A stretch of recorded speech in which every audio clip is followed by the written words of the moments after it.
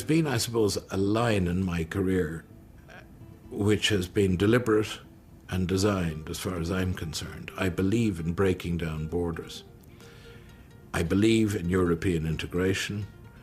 I was part of the 1992 process that removed borders, free movement of goods, persons, services and capital in the European Union. I went from there to the GATT and the WTO, the creation of the WTO and again the removal of borders, bringing in China and others into the global trading system and hoping that trade and the openness can have political as well as economic positive values. And I believe absolutely in all of that. I'm currently working for the Secretary General on migration and development, and that's the other side of the same coin.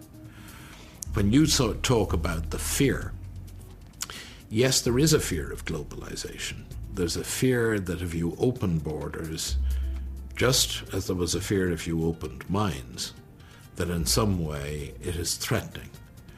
I think that is quite wrong. I think that the reality is that by opening borders, you create economic opportunity, you create globally a far greater equality of opportunity. With regard to migration, which is the reason, I think, why there has been some uncertainty, even in the European context, is the sense of the potential loss of identity and the threat of an influx of foreign people into your society. That, again, is perfectly understandable. I favour more rather than less, but I recognise that migration is something which cannot be the subject matter of a total open-door policy. And I think that it can only work with active steps being taken to deal with the issues of integration and the difficult issues that we're going to have of societal problems if and when there is an economic downturn.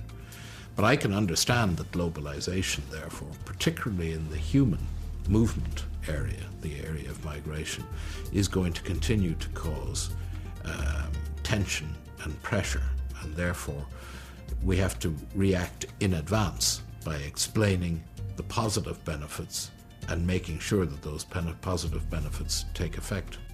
We're not, in most countries of Europe, replacing the people who are dying. We're becoming an older society. We have beside us on our borders, particularly in North Africa, in a context of some conflict between the Islamic parts of the Islamic world and the West, we have a huge burgeoning population of young people who do not have the same opportunities and whose earning power is very much lower than that in Western Europe. Now, this is the challenge of globalization, and that's why the economic globalization of removing borders, GATT, WTO, European Union and so on, that's why it's vital, because the way to deal with this is not to erect barriers.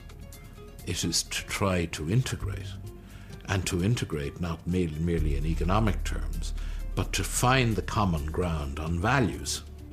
And I think our values have to be linked into global values in a way which hopefully mitigates some of the consequences that otherwise could befall us.